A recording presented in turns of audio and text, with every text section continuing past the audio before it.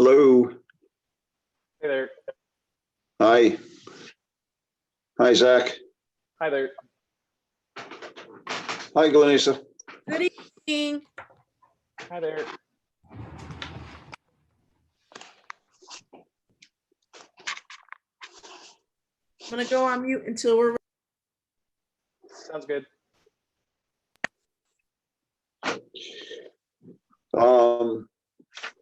Let's see. Gotta get rid. I'm up at my desk, which is a little crowded because Susan's having dinner downstairs, and we'll have the television on with the news. Gotcha. Yeah. So.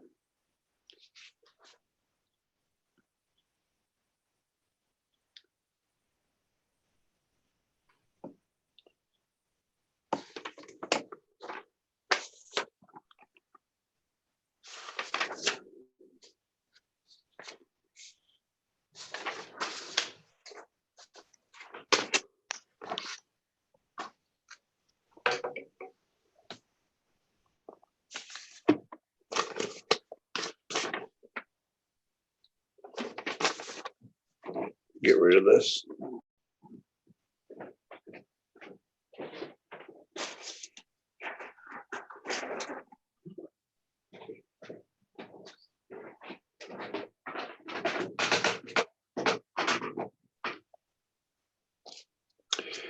Zach, did you get any messages from anybody that they aren't able to attend, or do you think everybody will be able to attend?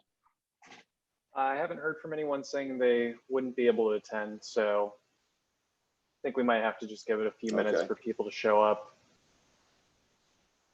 Yeah, well, it's not even 6 o'clock yet.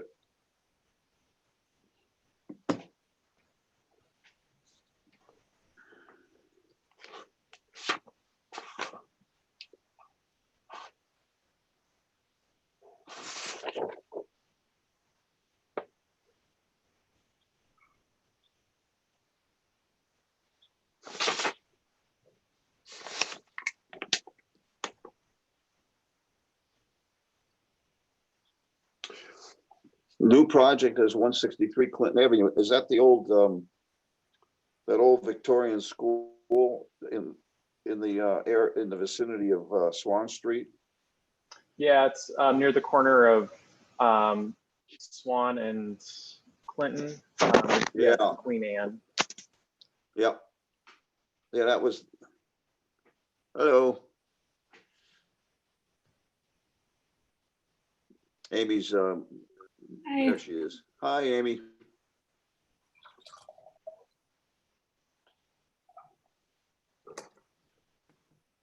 So Amy, do you want to talk with the planning board today about the ethics thing? I can give some brief outlines, but I don't have the draft finished quite yet. So, Okay. but I'm more than happy to, give an overview and answer any questions that anyone might have. Okay.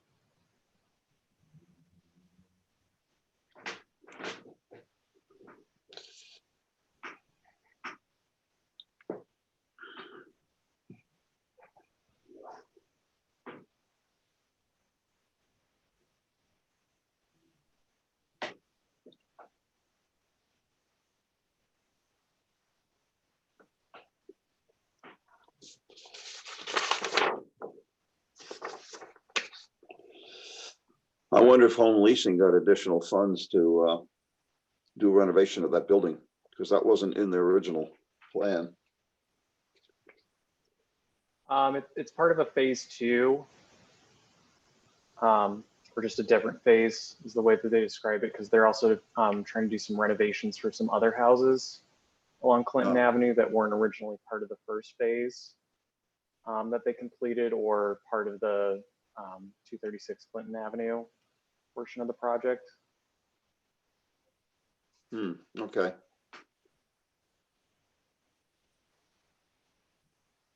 Well, that's good that they're picking up a few more. Yeah.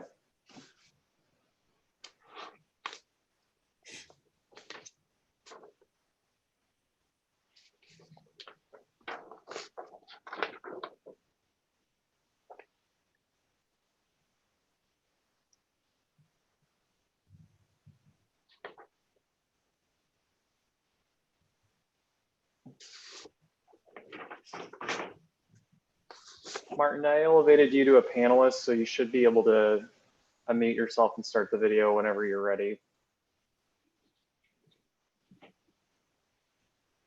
Okay, there we go. Can you hear me? Yeah, I can hopefully hear you. See me soon. Let's see. Can't see you yet. Oh, okay. You should have video. I got my. There we go. Thank you.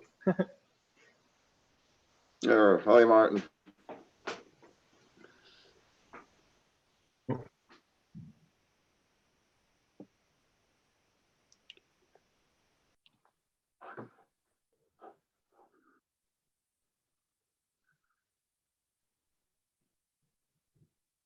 So we have 3 so far. We need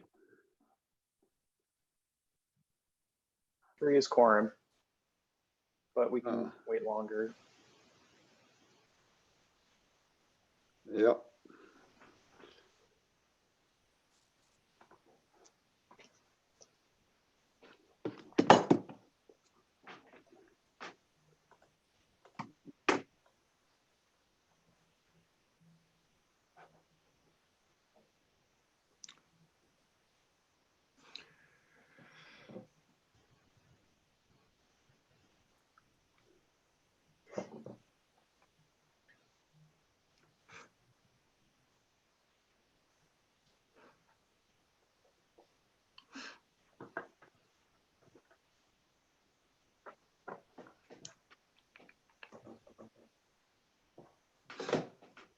I'm assuming Roman will be here, and also Chris. They didn't indicate anything. I don't have any messages from them.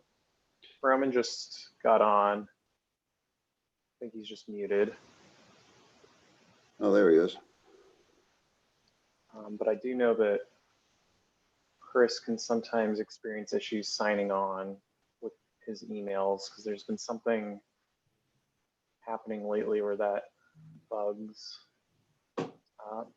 But I don't see any emails from him. Roman, unmute yourself.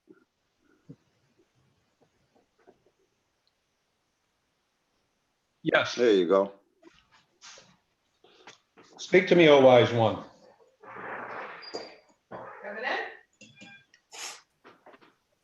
Hi. Zach, do we will we have oh yeah, his participants. What did you say? I'm looking for the participants to see who's here. Oh, if you go to the top bar and then just participants, and then you can shift between panelists and attendees. No. Yeah, I'm looking now. We have a good amount. For you. We have 23, including us, of course, but well, I think, is Chris on? I don't see him on either list, and I haven't gotten an email from him.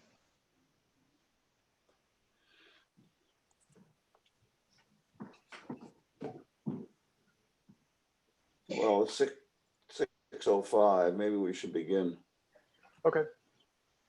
I think it actually, God, my eyes are not getting good. These tiny It's either 6:05 or 6:09. 6:05. Okay. Will the audience be able to hear us? They should be able to. There's no reason that the Okay. volume would be muted. All right, so I'll begin. Good afternoon, everybody. This is Al DeSalvo. I'm the chair of the City Planning Board, and this is a planning board workshop. The purpose of the workshop is for the planning board members to get a look at new projects or previously proposed projects that might have been refined or changed, and to get an idea from the planning department staff where the projects are in their evolvement, and also to obviously ask questions, get the planning board members to get more familiar with the projects. The audience in this case is to look at our actions, but to not participate. You will have that opportunity in 2 weeks when the planning board meets at regular session. That would be the 26th of May.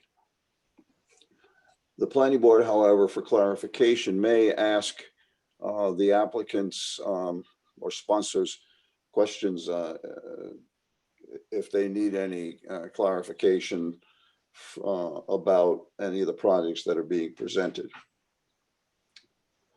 So we will start the first item on the agenda, which on the 26th will be a public hearing item, and that is zoning text amendment proposal number 0014 that is being proposed by Councilman Judy Duchette, who is the council representative for the 9th Ward.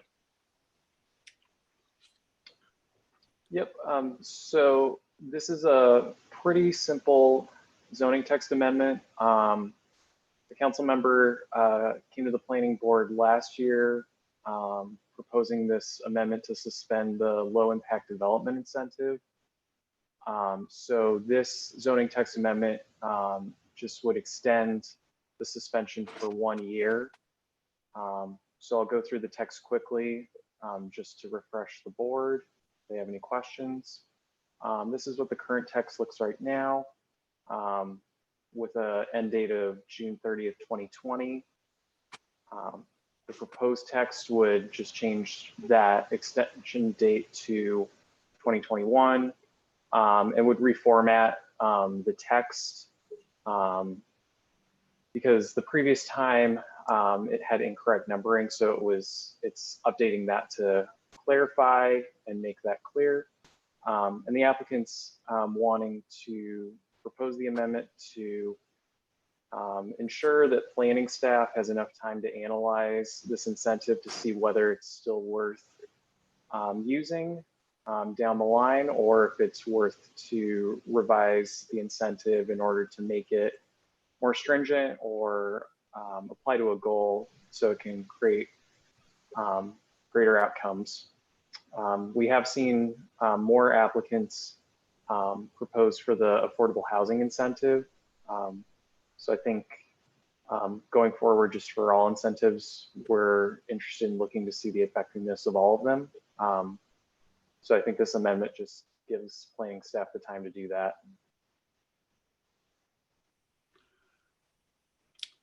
Planning board have any questions on this one?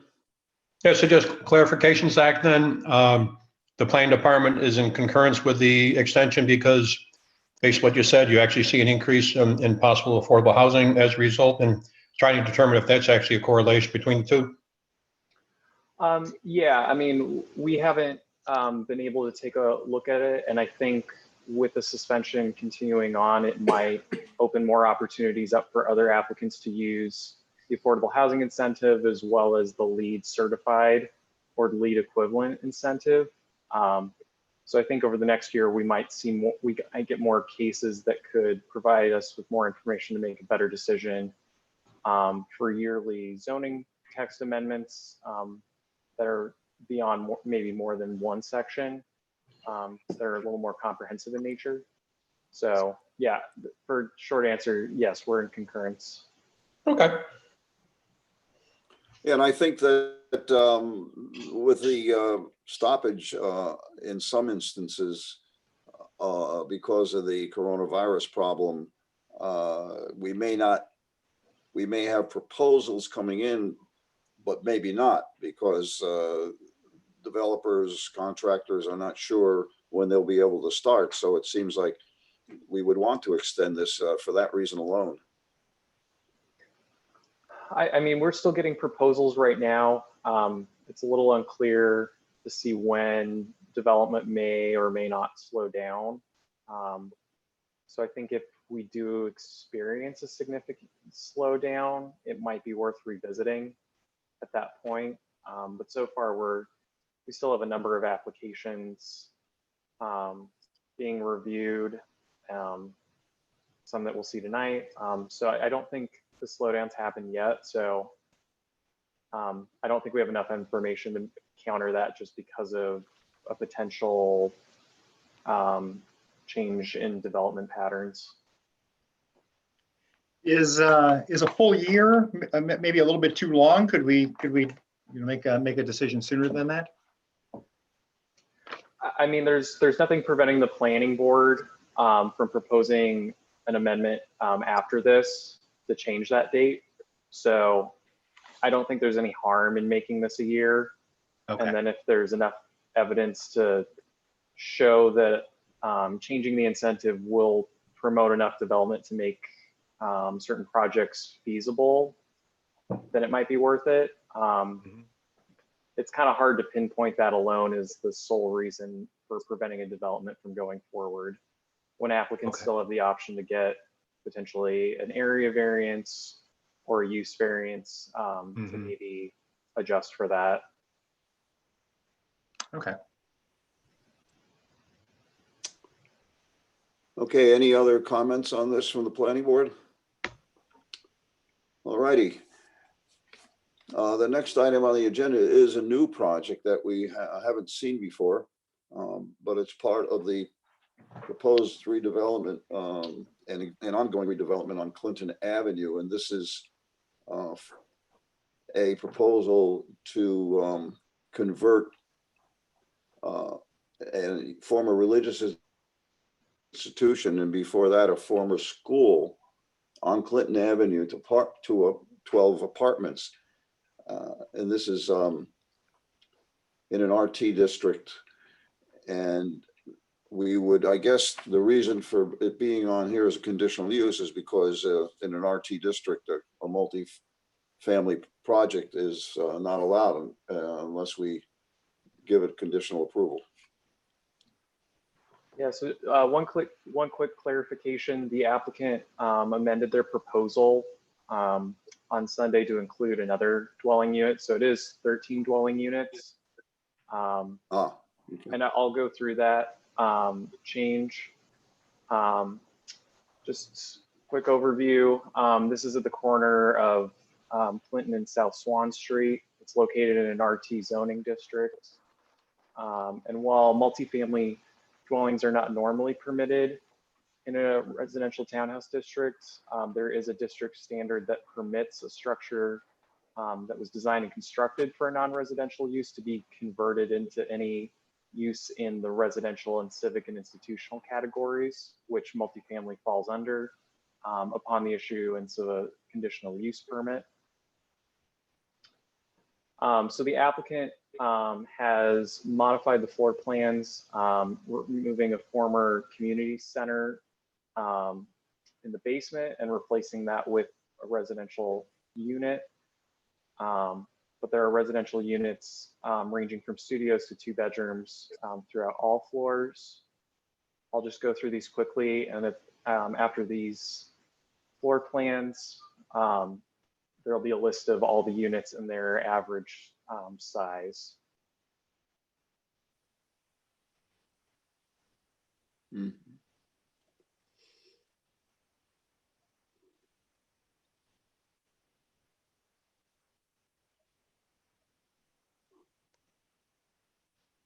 So again, there's 13 units.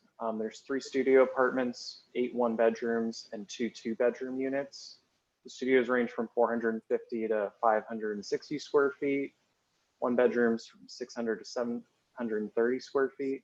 And then the 2-bedrooms range from 740 to 760 square feet.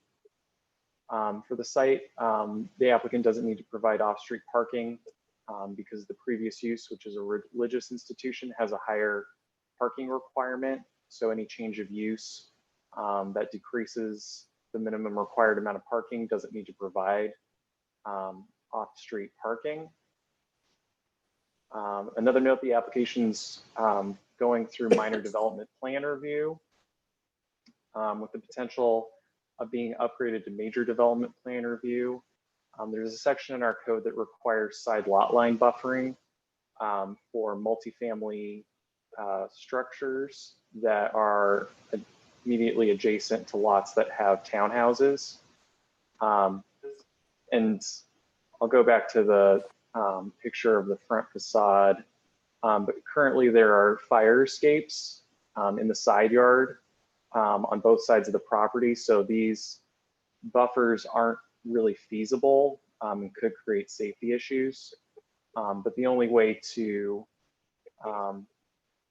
have the applicant not comply with that standard is to either have them apply for a waiver with the planning board, which requires a major development plan review application, or by going to the Board of Zoning Appeals for an area variance.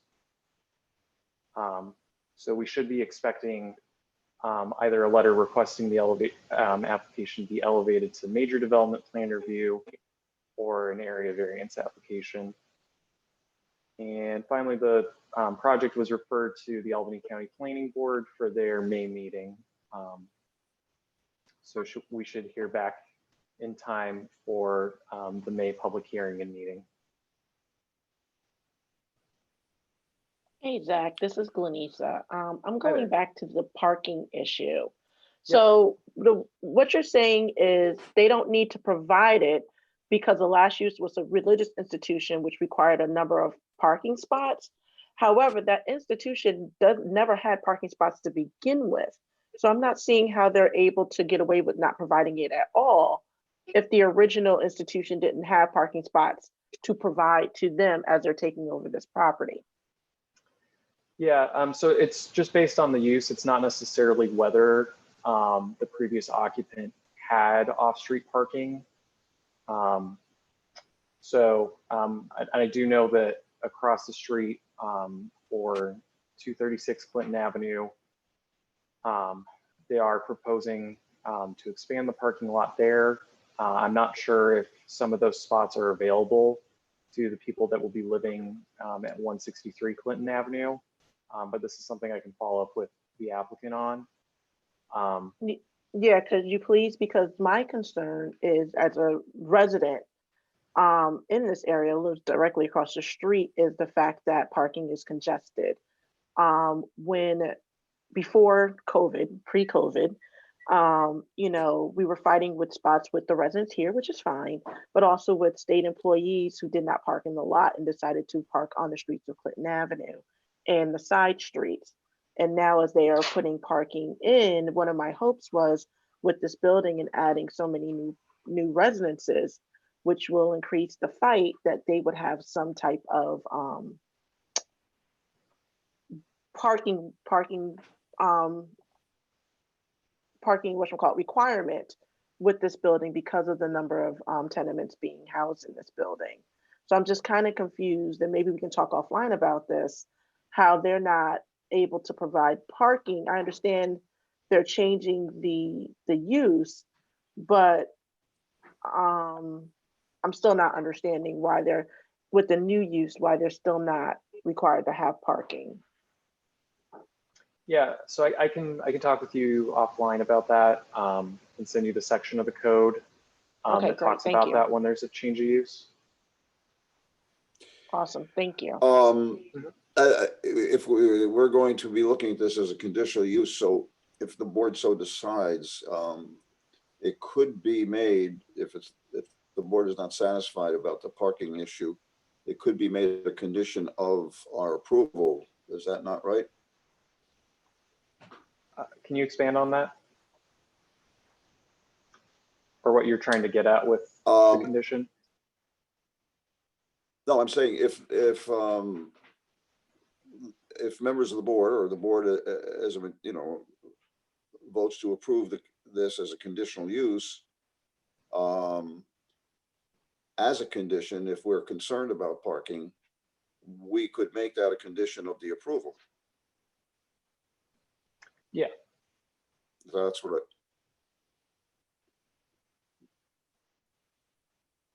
okay. I would Do say you for know other if projects these though are, that, sorry, just to expand on this, I would say for other projects that have been a change of use from an existing commercial building to residential units, the board hasn't requested off-street parking on an adjacent site or within 1,000 feet. So I would just try to make sure going forward that whatever the board is doing is consistent. Zach, Unless there's something- have Go we ahead, had any Mark. problems with, have we had any problems with any of those other projects? Has any, issue popped up in terms of, in terms of parking? With home Too little leasing, parking? What's that? Just with home, looking with around. this project or overall? Overall, I'm just understand. wondering, Okay. yeah, as Zach says, we have approved a lot of new developments or conversions of buildings that don't have significant amounts of parking, or any sometimes. And I'm just wondering what the reality of parking demand is downtown with new projects. Some of the developers are saying, that we don't really need as much as we used to, whereas others seem to be saying otherwise. Yeah, I mean, I think for applications that have gone before the planning board, I think it's a little hard to say at the moment, especially for the projects like for 16 Sheridan Avenue, for the Nick, and for the other Redburn properties. Those aren't ready to lease yet, so we haven't really seen the parking impacts on that. As well as for 152 Washington Avenue. Those units aren't ready to rent either, so it's a little hard to say. And I think it kind of depends. Still an open question. Specific to the site and the neighborhood. Yeah. But I also believe, if I remember correctly, with the Redburn, and we were talking about the parking issue, that the Redburn was stating that they were going to have parking. It wouldn't be directly adjacent to those buildings, but within walking distance. So I think that they were trying to anticipate parking being a problem. So I'm not sure if Redburn truly moves forward with this. I know they're not required to because of where the buildings are zoned, but if they truly move forward, I'm not sure if they'll be the best test case in this scenario. I just know as Arbor Hill is being redeveloped by home leasing and others, that, they're now bringing more people into the area than before. And we really do have to think about parking. There's only really one bus line that goes up and down Central Avenue. Downtown is walkable, but if somebody has disabilities, they may be harder. So we're looking more at cars being in the area and more people with cars and people with visitors with cars. So I think that as we look at Arbor Hill and as the redevelopment is happening, which is a welcome thing, we also need to look at making sure there's enough parking for everyone as this development is happening. So I'm kind of concerned that we're having a tenement building, here in such an already congested place where people are fighting not with just residents, but with people who take up spots because of where they work in the proximity to downtown. And on top of that, the understanding that a lot of the state workers have shifted from Center Square to Clinton Avenue because of the parking permit issue, because they got parking permits in that area and how that is made in effect. So I think we should look at all of that.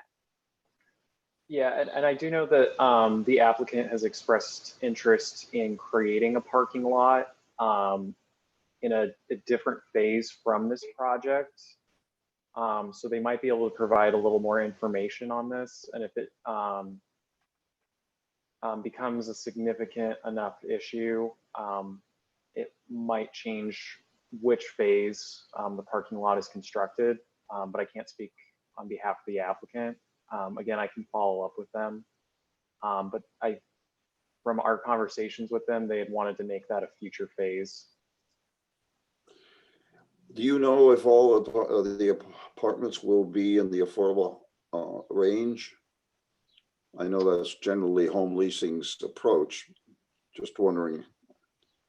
That also I may have an believe so. impact. I haven't received direct confirmation, but I know, in general, all of their apartments are geared to be affordable market rate. Mhm. That may impact on at least vehicle ownership. But again, we need to look at this in terms of, finding out from them if they're having plans in a future phase, how long down the line that future phase is and where the lot would be located, that kind of thing. Right. And Zach, I get a little confused just by looking at the fifth bullet, which talks about the parking, because it says, it used to be a religious institution which required a higher number of parking spaces. Where were they? You know what I mean? Yeah, so it was used as a religious institution prior to the adoption of our current zoning. So in those instances, if an existing use does not meet the parking requirements, it's considered a legal non-conforming use at that point. So Okay. How long has the building been vacant a while or no? Yeah, It hasn't been vacant, I don't believe, has it? Well, it's been a. sort of. It's a been the church, and I think the church has left there for about a year now. But before that, Yeah, a little bit of Albany history. That used to be a school. Right. My father actually attended it when it used to be a school. Really? And then it changed, yes. And then it changed over to the alternative school before they did a broken at Albany High. So then that's when I was going to Albany High, and then it changed over to a church. So that's sort of some brief history on that building. So it's been in existence for a very long time. It's about, my father's in his late 60s, so or at least that longer or older. So it's definitely changed hands. Yeah, that building was built in the probably late 1800s, about 1880. Yeah. That's a Richardsonian and Romanesque building. It's gorgeous, old, Yeah. ponderous building. It sort of Yeah, echoes so. the city hall architecture. Mhm. it was donated by Erastus Corning, actually, to the city, the land. Oh, wow. The ghost comes up again. Yeah. Any other comments on this particular project? Okay, those two items will be on the public hearing part of the agenda in 2 weeks. And we have now the public meeting agenda, and the first few items on here are from the Albany County Land Bank and our proposed demolitions. Looks like what, 3 or 4? Three of them. projects. Yep. So all of the following 3 projects are demolitions from the land bank. As Al just said, the first is for 294A and 298 Colony Street. And this is the proposed demolition of 3 accessory structures totaling 2,000 square feet. So this is a picture of the 2 lots. It's located in an R2 zoning district across the street from an RV zoning district. The applicant stated that the cost to repair or rehabilitate the structures is between $15,000 to $20,000. The justification for the demolition is that they have significant structural deficiencies.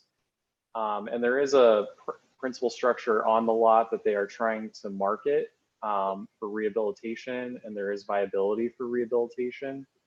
But with the current accessory structures on the lot, it's not an attractive property in order to sell to a new property owner. So post demolition, the properties would be sold as a package. And if there's not interest in both properties, 294A would be marketed through the side lot program. There Can you hasn't been move the any screen interest up in a bit? Can you move the screen up a bit? What are you having a hard time seeing?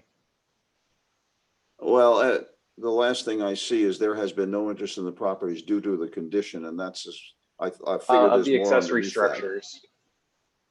That's it? Yeah, You have no yeah, pictures yet? yeah. And so the land bank's been in possession of the properties for over a year. And again, there's been no interest in the properties due to the condition of the accessory structures. Okay. And you have no pictures right now of them? Oh, there they are. Nope, Yay. we do. Okay. Yep.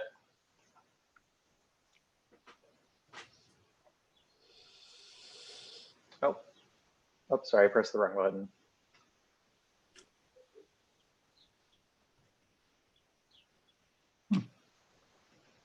Zach, and you said that they're gonna, are they gonna consolidate the lots and sell it as one lot?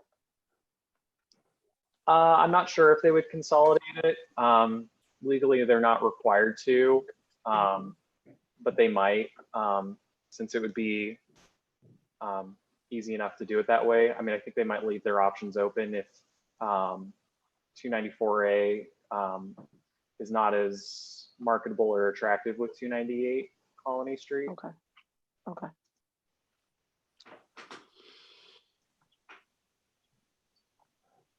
Any questions on this application? Is this one that we might be able to do as a consent agenda? I believe so. And I would advocate that for this and the next two land bank applications.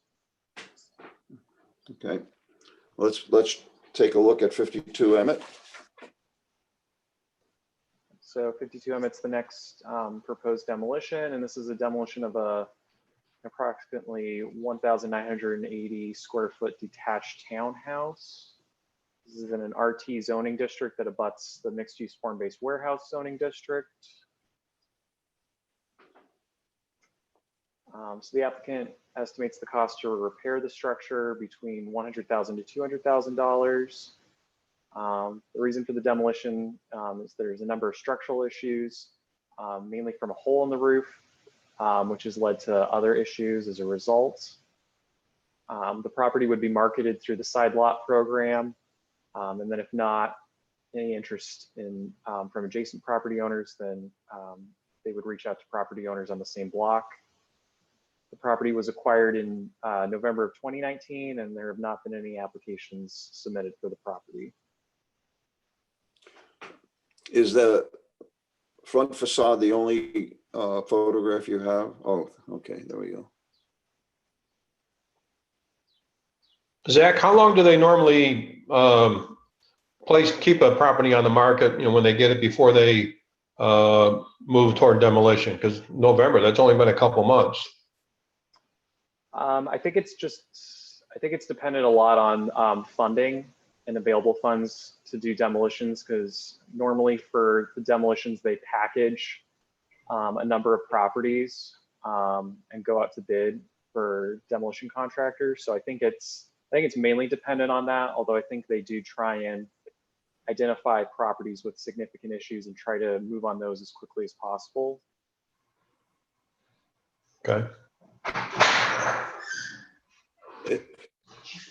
These pictures don't, at least looking at it here, doesn't look like the property is that bad. Are these the only pictures you have available to you? These are the pictures that were submitted with the engineer's report. I mean, I think the picture on the right is where the hole in the attic is. And so there's been bowing, mold, water damage, deteriorating stairs, and animal infestation. So there are a number of issues.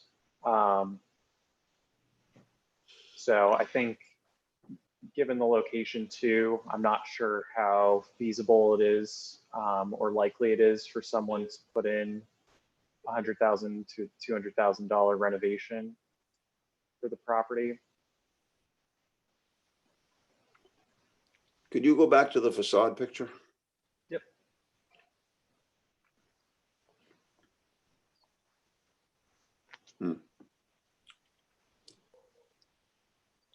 I mean, I know the street pretty well. And there are some newer houses on that street. And then on the other side of North Pearl, it was just that fire where two houses on Mohawk Street have to be taken down. Yeah. Probably have already. So there's some opportunity, there's still opportunity there. Yeah. I think there's definitely Okay, I mean, opportunity for I'll go out redevelopment. and look. I'll go out and look at this again. All right, any other questions on that one? 354 second then. Yep. So this is the last land bank demolition. It's located in R2 zoning district, and this is also a demolition of an approximately 1,980 square foot structure. This is a picture of the front facade. Again, located in an R2 zoning district.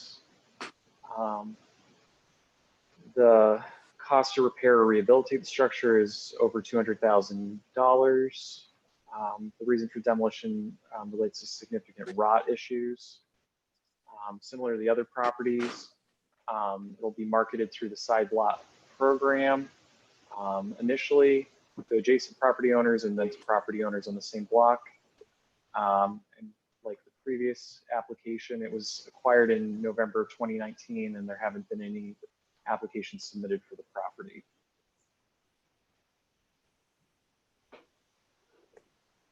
Whoa. Yeah, that doesn't look good. That picture on the right-hand side looks like the concrete or brick structure in the middle is leaning to the right pretty significantly. Yeah. You mean the one in front of the hole in the wall? Yeah. Yep. Zach, are the treatments of all these properties going to be the usual once the property is gone, you know, in terms of what do they do, gravel on the ground and fence on the street and that sort of thing?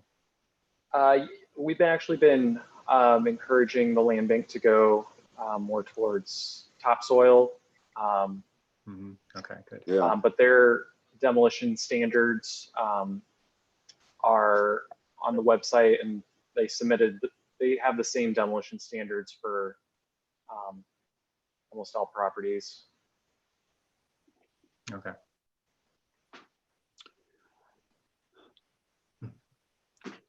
Would the board agree that this would be one that we could go on to the consent agenda? Yes. Yes. Okay. Anybody else? Does the board want all three demolitions on the consent agenda, or just? I agree with that. Yeah, I mean, I agree with it. I want to take a look at Emmett Street a little more closely, but we could always pull it if I have concerns, if anybody else wants to see it and goes up there. But yeah, we can do all three, and it sounds like we do have a consent for the consent agenda. That sounds good. Okay.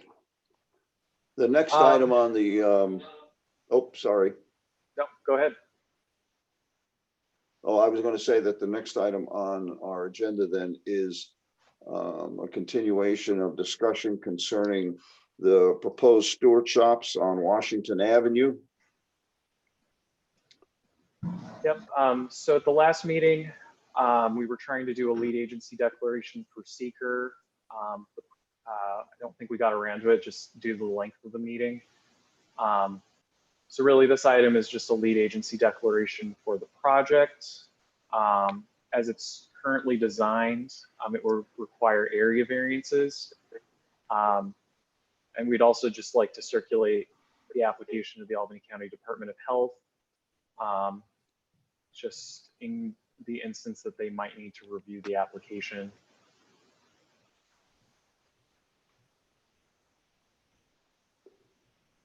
And based on the application is submitted, this would be classified as an unlisted use. What does that mean? So for seeker, there's type 1, Oh, unlisted, and type 2.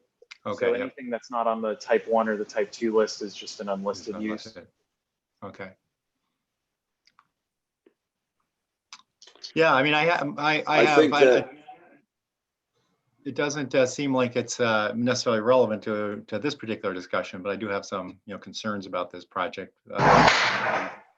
We talked about at our last meeting, and just in thinking about this being a neighborhood center zoning, a fairly large auto-oriented use, I don't think really meets the spirit of what the zoning code is looking for.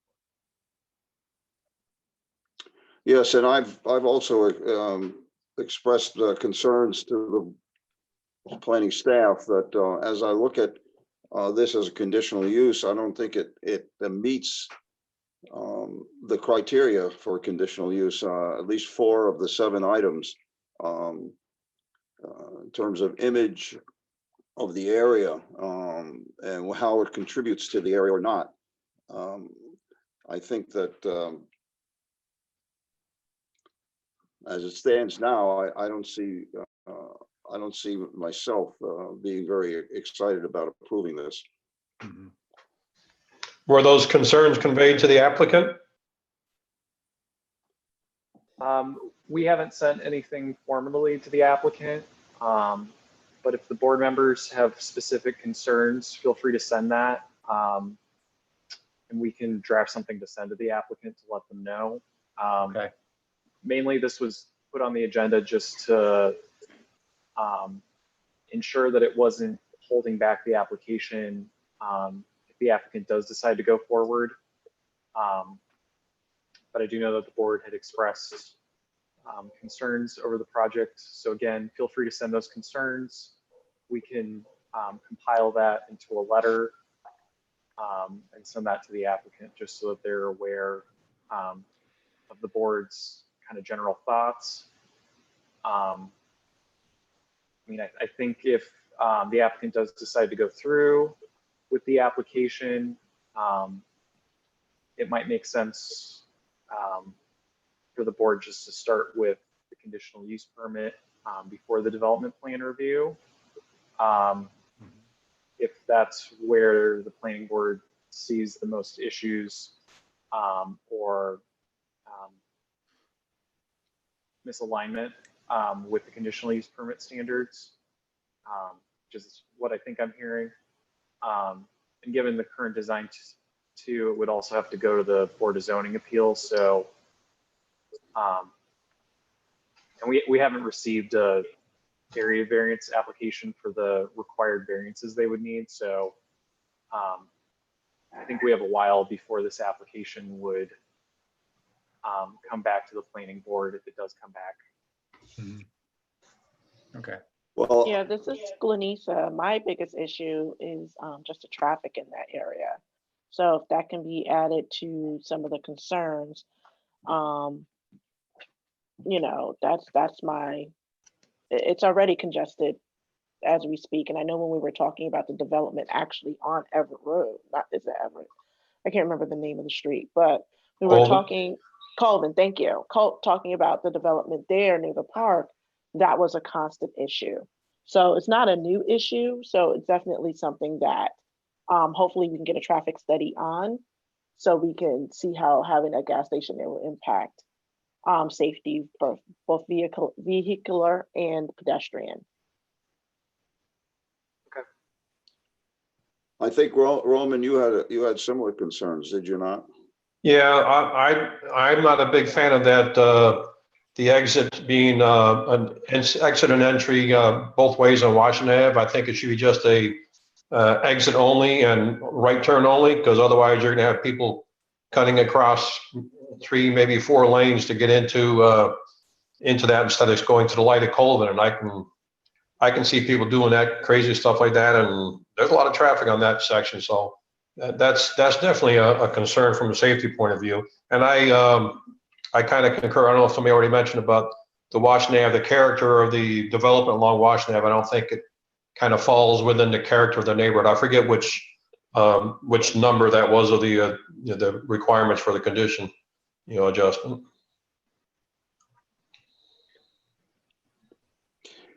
That's condition 2. 2? I think that I would ask that the board members, put your concerns in writing or email and send them to Zach so that he can compile a letter. I think in fairness to the developer and to Stewart's, if the handwriting is on the wall, they shouldn't, we shouldn't be forcing them to spend more time or money on the proposal. Right, I agree.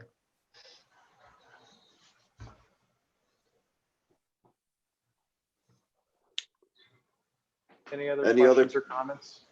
I'm sorry, Al. No, I was going to ask the same thing. No, I'm fine. Okay. Now we have a concept plan called Project 76, which we saw once in a very different format on 2nd Avenue. And it has come back to us in a very, very different form. And if the board hasn't seen the proposal in concept, it's in the Dropbox. But let's take a look at what we've got so far. So just to give the board a general description, this is a project that's been modified a couple of times by the same developer and is now coming forward in a fairly different format. The project is going to be pretty significant and is going to require multiple applications. And just due to the scale of the project, the applicant's still working through getting all the application materials to us. But just not to slow the applicant down, we wanted to provide them the opportunity to give kind of a broader project introduction so they could get overall general feedback from the planning board so that, again, they get that feedback early on and it's not delaying their project any further. So this project will involve a proposed zoning map amendment, a proposed district plan,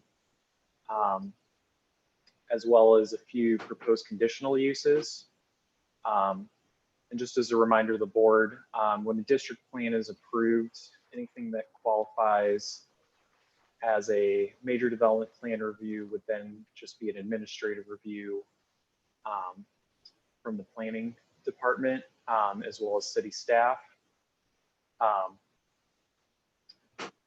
So this is the proposed district plan. The applicant's proposing to change the zoning to mixed use campus institutional based on guidance from our department, based on the scale of the proposed plan, as well as some of the uses that the applicant is proposing. This is located near the corners of Leonard Street and Crank Street, and is bound to the south by Seymour Street, and then to the north by 2nd Avenue. The applicant's including proposed renovations for the church and rectory to the east, but those will be internal renovations, but they will be included as part of the proposed project. And the applicant is proposing to decommission Scott Street, which is in the center of the block, in order to create a public space for the project. Could you please orient the board towards where the existing church and Yep. where that is? Sorry to go back. Yeah. So the church is near the corner of 2nd and Crank. I'm not sure if you can see my mouse, but it's the portion Yeah, to we the can see east of. Okay. Yep. So this is where the church is located right now, and then there's an adjacent rectory right here. But those will be included as a future phase in the project, because this is also a multi-phase project. So this is the concept site plan. The applicant's proposing to construct 4 buildings, with each of them being 7 stories tall. And they'll be using a modular design for the housing, as well as the commercial uses inside these buildings. Again, as you can see here, Scott Street turns into a pedestrian area for some of the proposed commercial uses, as well as for residents of the site. And here's a table of some of the proposed uses.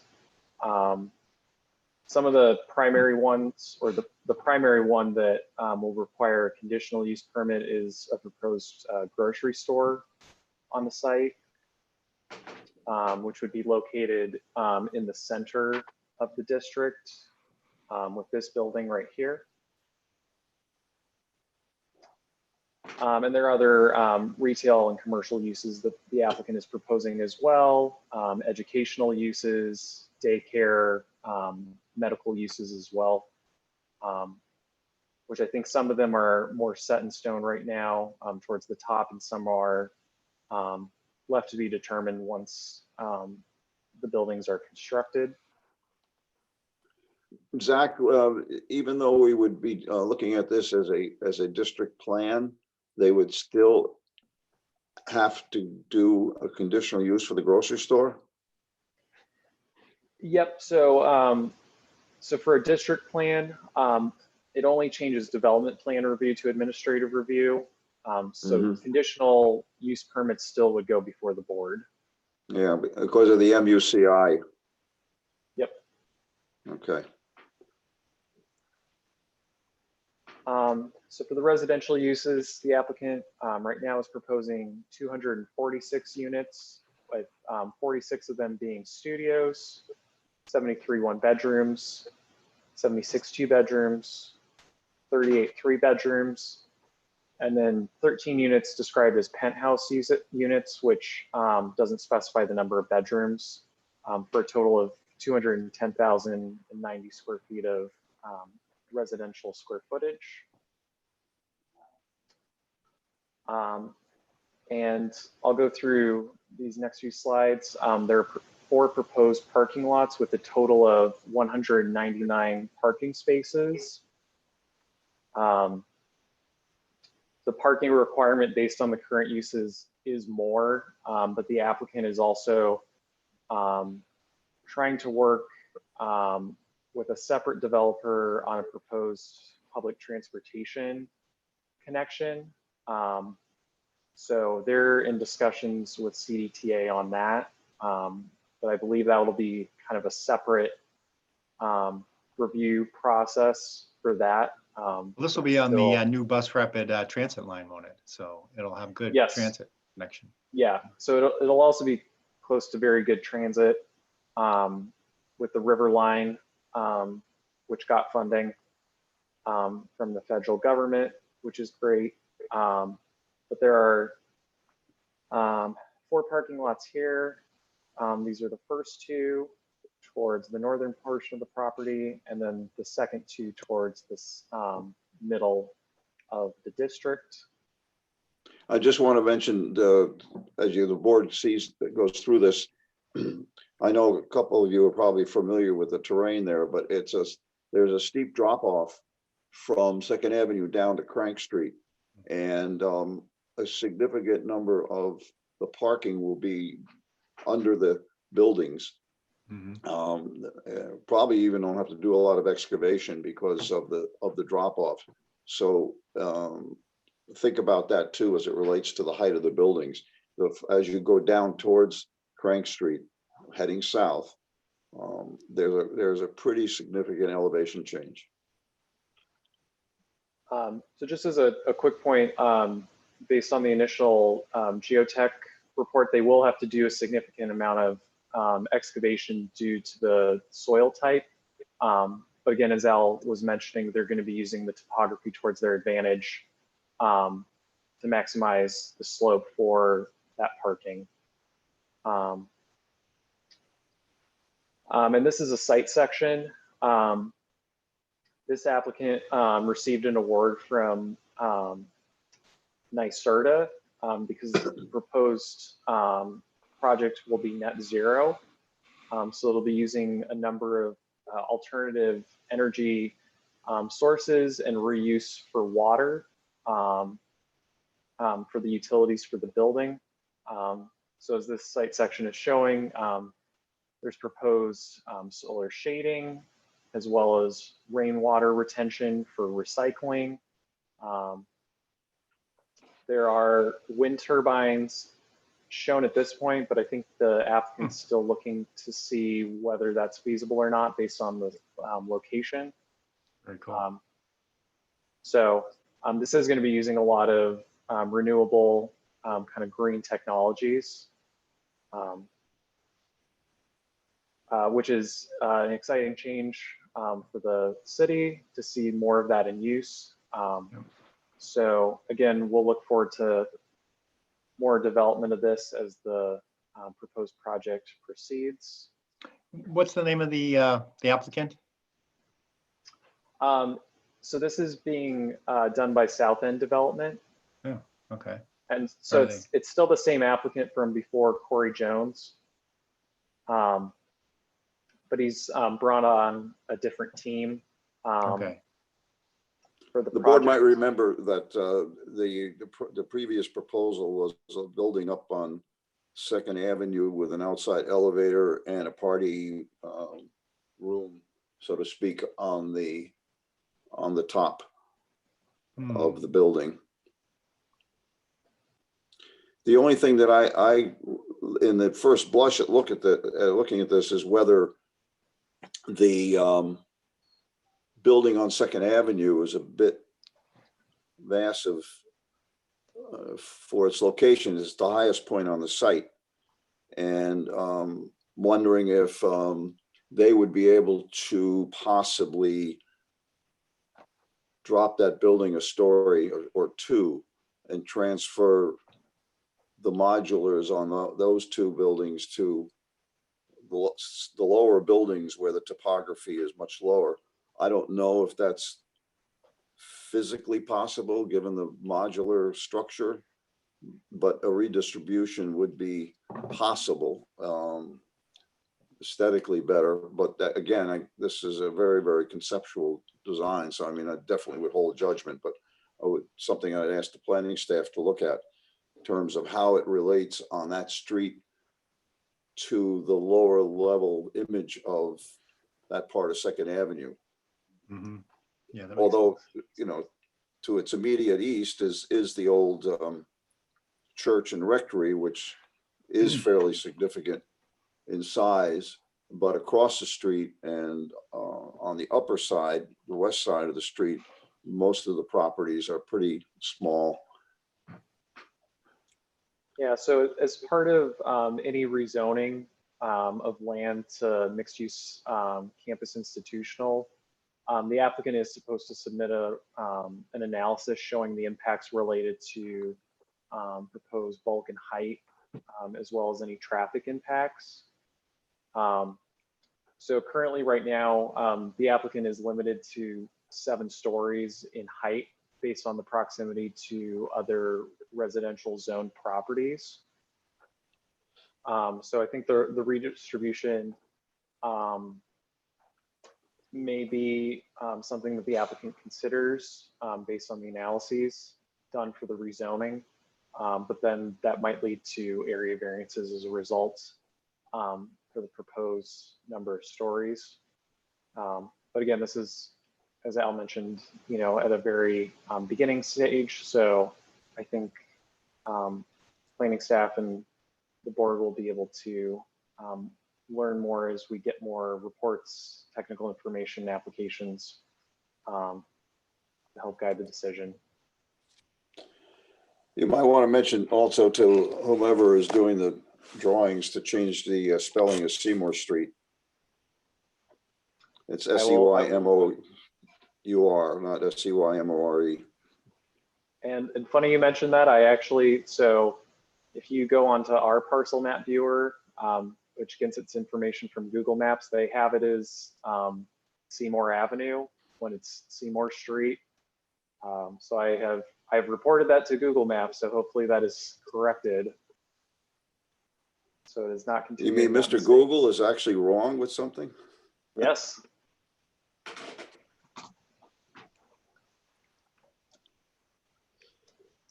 Any other thoughts or questions about this so far? I'm assuming this will be we'll be seeing this a lot. Yes, very ambitious. Yeah, and pretty exciting for the South End if it's able to be realized even partially. Yeah, it's a Great. perfect anchor there, so close to South Pearl Street and Second. It's really the center of the Yeah. neighborhood in a lot of ways.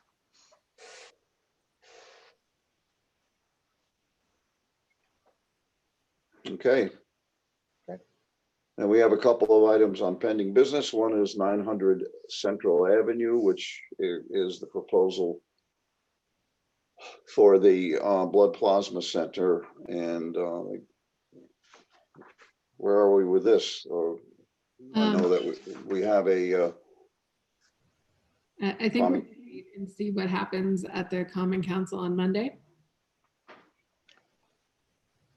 Yep. So as Amy mentioned, the amendment that was vetoed by the mayor is on the active calendar for the May 18th Common Council meeting as a consideration of vetoes item.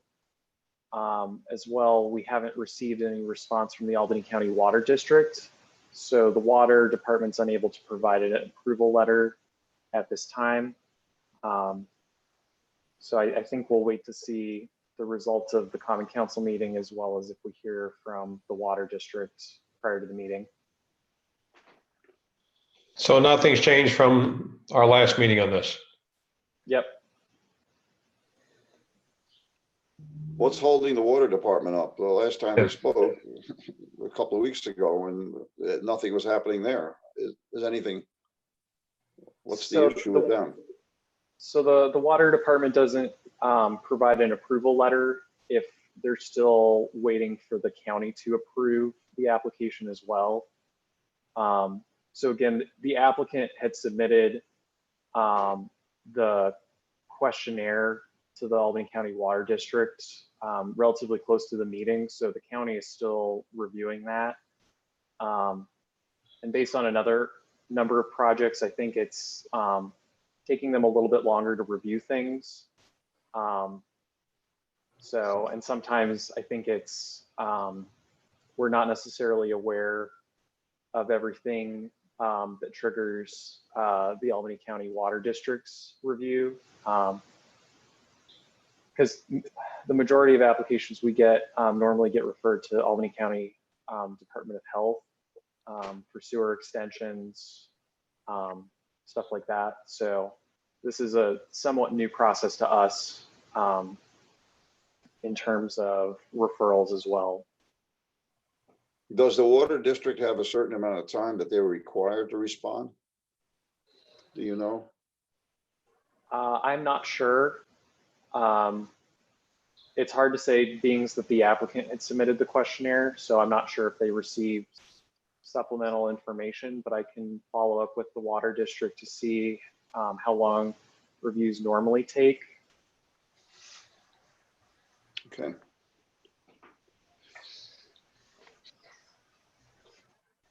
So Any other if questions? Oh, go ahead. Amy, if the council overrides the mayor's veto on Monday, the 18th, where does that leave us? Us meaning the planning board. If the council overrides the veto, then the ordinance will be enacted into law. So the planning board will not be able to grant the permit at that point.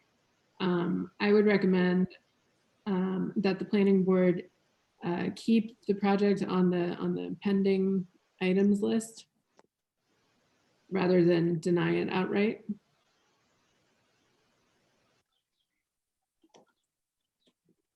Okay, And that's that's because, I expect litigation to follow.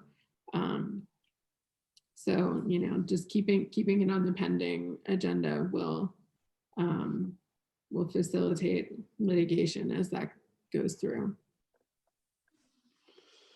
alrighty. Any other questions? Okay, 745 Broadway. This is basically the same, where we're still waiting on comments from Albany County Department of Health. The applicant had submitted materials to the water department fairly close to the April meeting. So I don't think that the Albany County Department of Health and DEC have had a long time with the application. So again, I don't think it's expected that the approval letters will be received prior to the meeting. I think we're just trying to keep these on as kind of a pending item in the instance that they do receive approval letters from the relevant agencies in time. But again, I don't think that'll be received prior to the meeting on the 26th. Okay. And then 25 Holland Avenue. This is another one that has been around for a while, and I think it was only being held up because of an item again concerning water and sewer, if I'm not mistaken. Yep. So the applicant did hear back from Albany County Department of Health and New York State DEC with comments for revisions to the sewer engineering report for clarification on certain infrastructure improvements and standards that needed to be met. So the way that this process works is that the water department reviews the application before sending it back to Albany County Department of Health and New York State DEC. Because functionally, sewer extensions are applications being sent by the water department instead of the applicant themselves.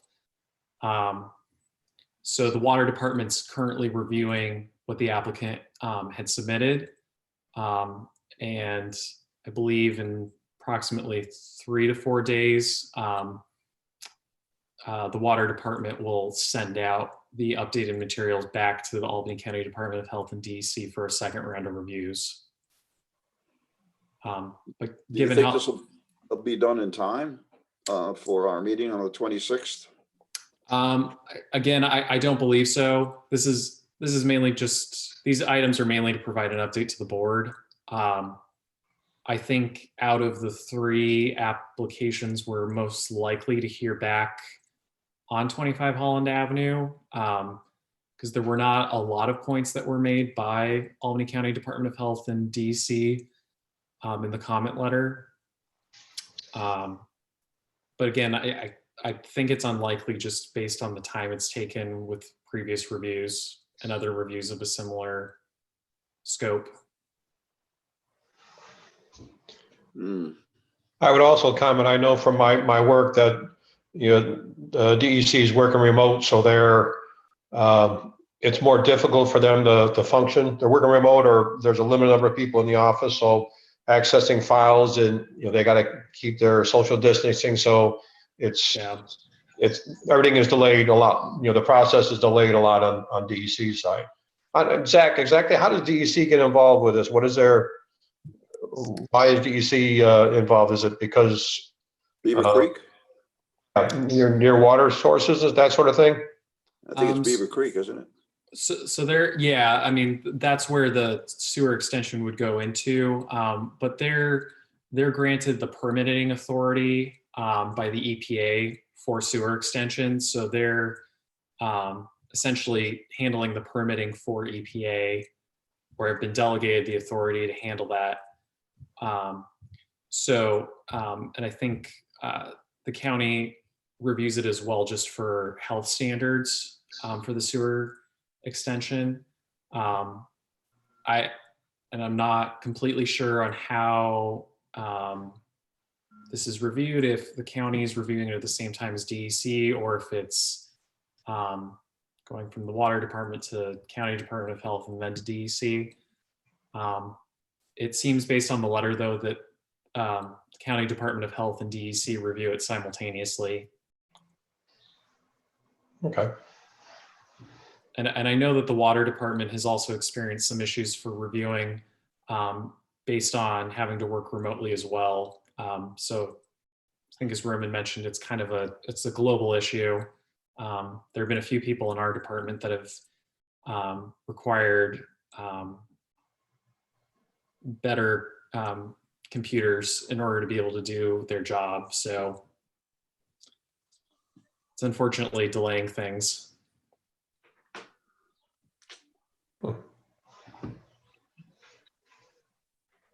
Okay. We have a couple of other items to discuss. One is a possible change of date for our June meeting. Zach, do you want to explain about that? It relates to the primary, the election primary. Yep.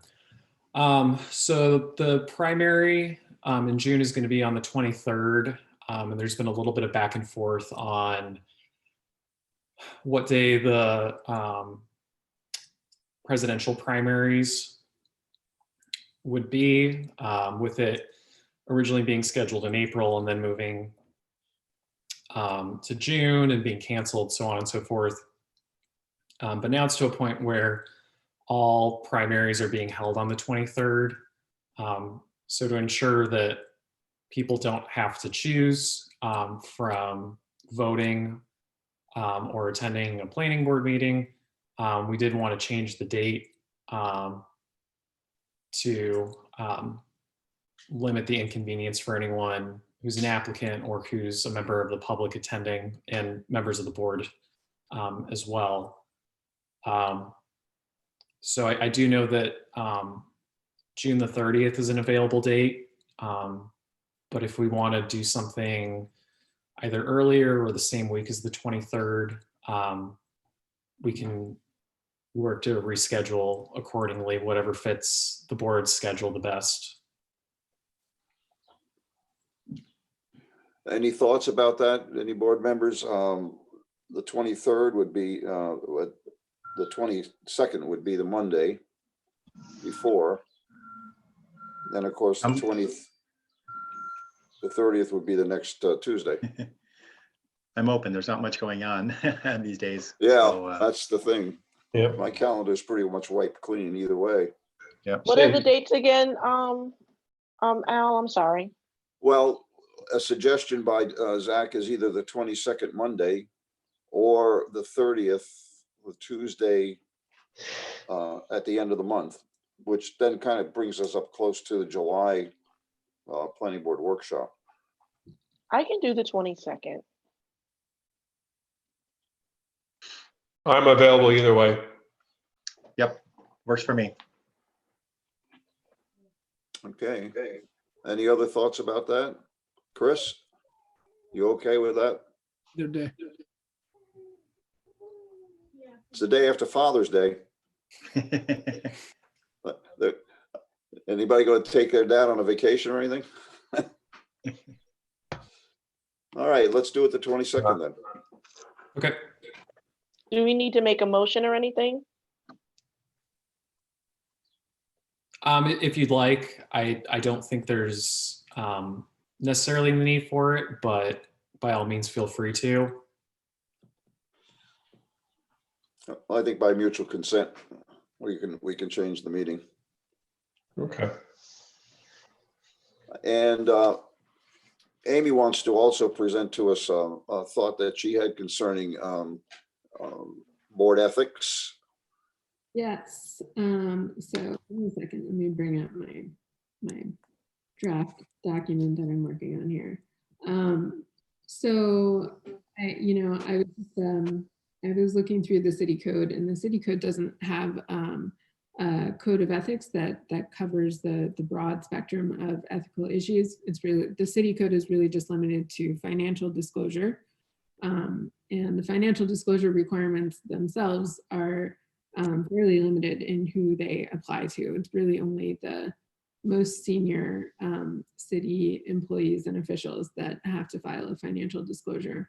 So in light of that there's no code of ethics policy, and also just, you know, in my own experience with planning board, zoning board, and historic resources commission over the last year or so, I think that it would be helpful and good guidance for all of the boards to adopt a conflicts of interest policy.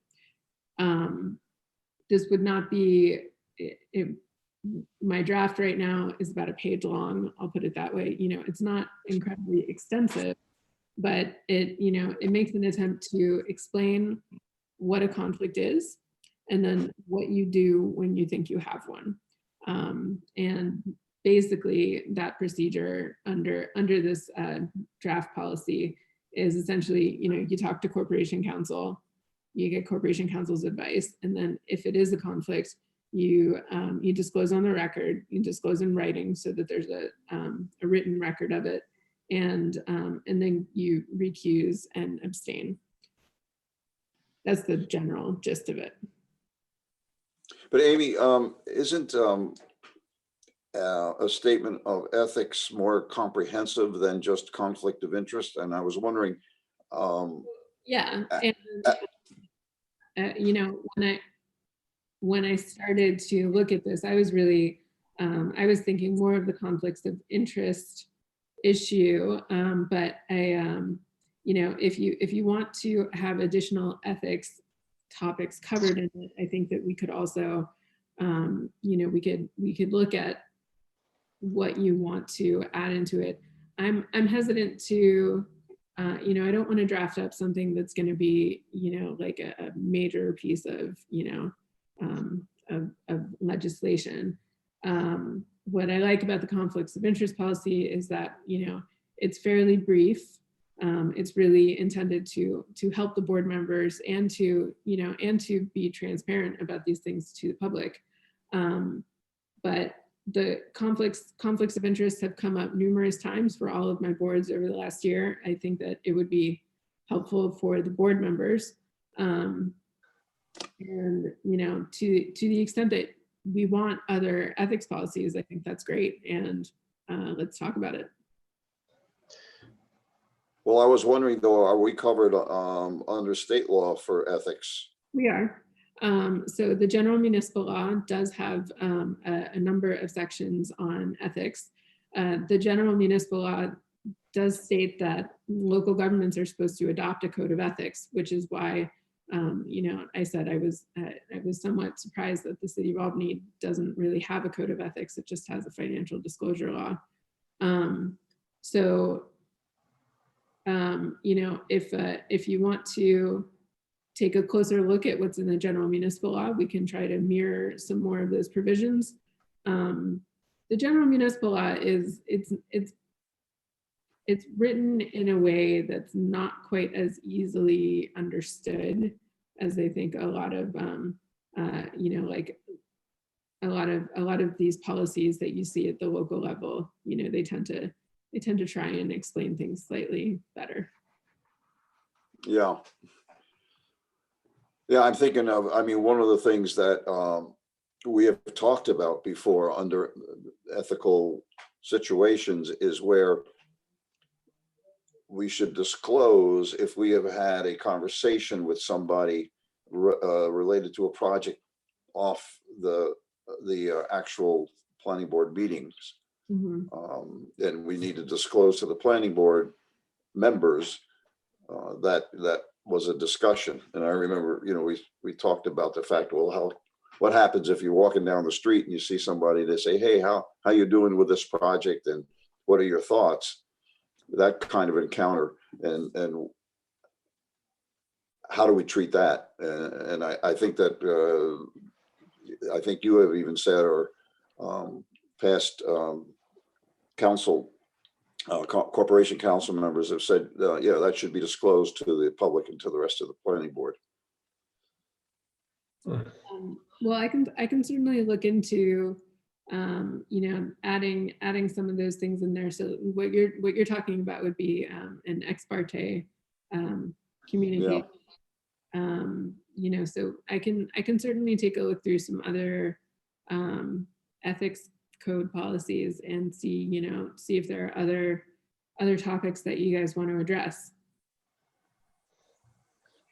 You know, Amy, I actually on a board I served on a couple of years ago, we had to revise our code of ethics, and a lot of it was surrounding the conflict of interest. And the biggest contentious item was the discussion regarding the perception of a conflict. Yeah. But, you know, at that time, I know I was able to, you know, Google search or whatever. There's a lot of code of ethics online that you can get from, you know, not-for-profits or for-profit organizations. Yeah. Guideline. Yeah. The policy that I actually started with is the model policy that's recommended by the authority's budget office. So, you know, obviously public authorities are very different than land use planning boards. That's true. But I like their model policy. It's, you know, it's fairly, you know, it's fairly brief. It tries to get to the point, you know. I mean, it's really difficult to define a conflicts of interest, you know, and have a definition that will convey everything that it could possibly mean.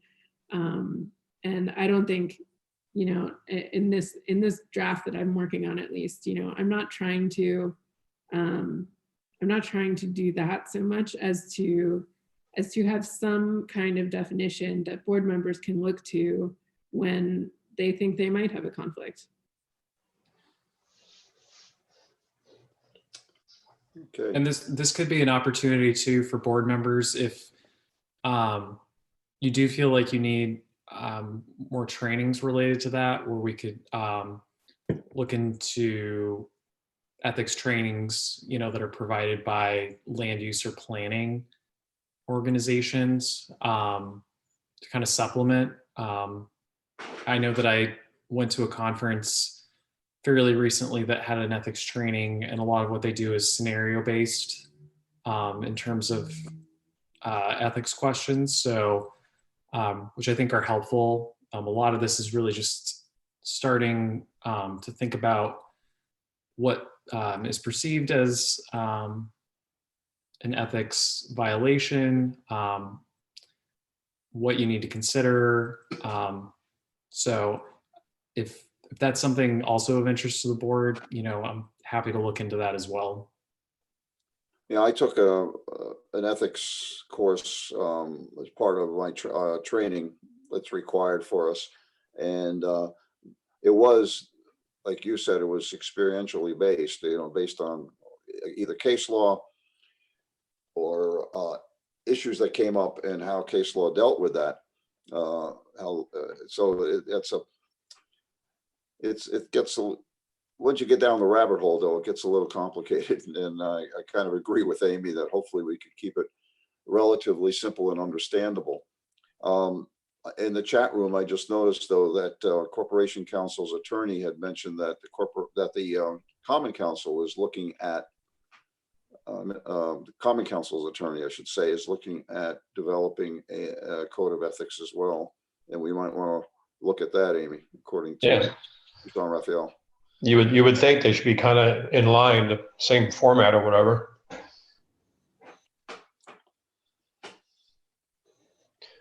Okay, anything else?